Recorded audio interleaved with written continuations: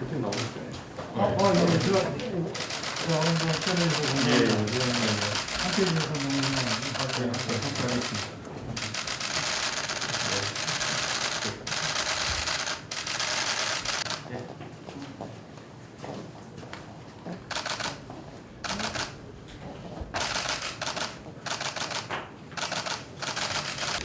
어려운 가운데도 이렇게 네. 귀한 시간 내주시고 국민의힘이 언론 자유를 위해서 네. 함께 해주시고 네. 또 대선 주자들도 한 마음으로 해주셔서 감사합니다. 제가 이 언론중재법 이야기가 최근에 이슈화되기 전에도 제가 당내 모두 발언 그 회의에서 하면서 당신들이 어떻게 이런 걸 밀어붙이면서 노무현 정신을 이야기하느냐라고 제가 지적했더니만은 그게 아마 민주당이 제일 아파하던 지점이었던 것 같습니다. 네, 어쨌든 다양성이라든지 이런 것을 최대한 추구하려고 했던 그런 노무현 대통령의 모습과 다른 모습을 보여주면서 사실 언론관이라는 것은 최대한 자유와 그리고 이런 공정한 바탕으로 해야 되는데 민주당이 돈이나 아니면 징벌적 배상으로 펜을 꺾을 수 있다고 생각했던 것이 얼마나 무모한 것인지를 국민들에게 저희가 같이 협력해서 투쟁해서 보여줘야 된다. 저는 이렇게 생각합니다. 네. 감사합니다. 저희가 이번 언론중재법은 네. 기본적으로 이 땅의 자유로운 취재와 보도를 제한한 것으로 규정을 합니다. 네. 사실 이 법의 내용을 자세히 들여다보면 네. 이 법이 그대로 통과돼서 발효된다면 대한민국 언론들은 이 땅의 네. 부패나 잘못된 관행들 고치는 취재도 어렵고 취재를 다 해놓고도 보도하기 어렵습니다. 그것은 바로 언론의 징벌적 손해배상 5배에다가 허위 중과실에 대한 허위와 모호성입니다. 그렇죠. 너무나 위헌적인 내용들이 너무 많습니다. 그래서 정의당에 이어서 우리 이제 국민의힘 모든 주자들이 함께 해주셔서 대한민국의 민주당 빼고는 이 땅에 이 기존 현업 언론인들을 포함해서 세계 언론 연맹들, 세계 신문협회 모두가 나서고 있는 상황을 잘 판단해서 꼭 언론 악법을 저지하는데 적극적인 역할을 좀 계속해 주시기 부탁드립니다.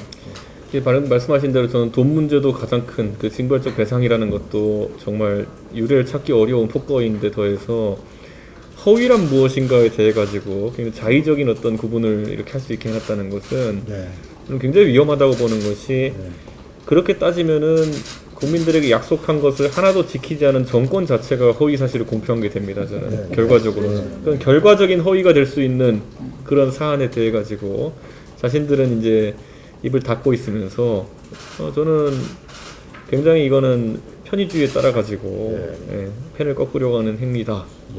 카메라를 부러뜨리려고 하는 행위다. 저는 이렇게 규정합니다. 맞습니다. 공감합니다. 특히 언론중재법 30조 2항에 고의 또는 중과실이 있는 것으로 추정된다. 이런 것은 사실 불명확함의 극치입니다. 귀걸이를 코에 걸면 코걸이가 되는 그런 독소 조항입니다. 이렇게 취재 과정, 보도 등이 이렇게 되면 꽉 막힙니다.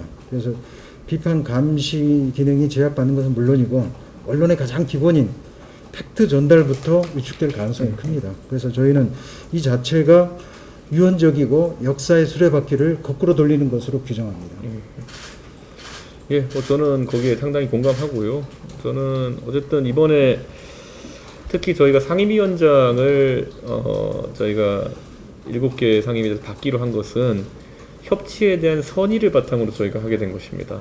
그래서 지금까지 문재인 정부 이후에 특히 21대 국회 출범 이후에 일방통행식 국회를 더 이상 방치할 수 없기에 저희가 어느 정도 저희가 원래 세웠던 원칙과 다른 판단을 해서 이제 상임위도 받고 하는 것인데 그 펜의 잉크가 마르기도 전에 협치의 정신을 깨는 일반 강행 처리라는 방식으로 여러 가지 법을 입법하려고 하는 것은 말 그대로 협치에 대한 의지를 의심하게 됩니다.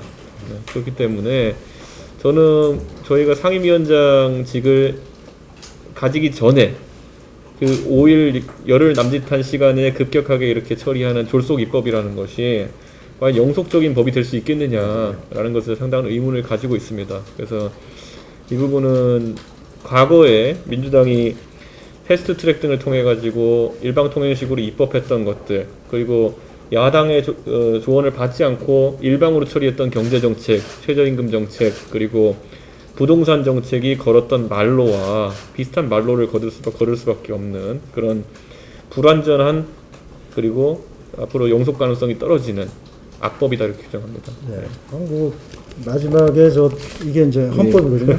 헌법 21조 한문으로 많이 나와 있죠. 모든 국민은 언론과 출판의 자유와 집회 결사의 자유를 가진다. 예. 언론 출판에 대한 허가나 법률은 법률은 인정되지 않는다. 그렇죠. 그다음에 이거를 제한할 수 있는 법 근거가 있습니다. 이제 제가 이걸 왜 보여드리냐면 절대 그럼에도 불구하고 자유와 권리에 대한 제한은 국가안전보장, 질서유지, 공공복리를 위해 한해서만 하는데 그것 자체도 자유와 권리의 본질적인 내용을 침해했었다. 이게 헌법입니다. 다 알고 있는 헌법에 헌법이죠. 위배적인 언론중재법을 한다는 게 말이 안 되는 거죠. 공감해 주셔서 너무 감사하고요. 든든합니다. 네, 꼭 같이 싸우겠습니다. 아이, 감사합니다. 감사합니다.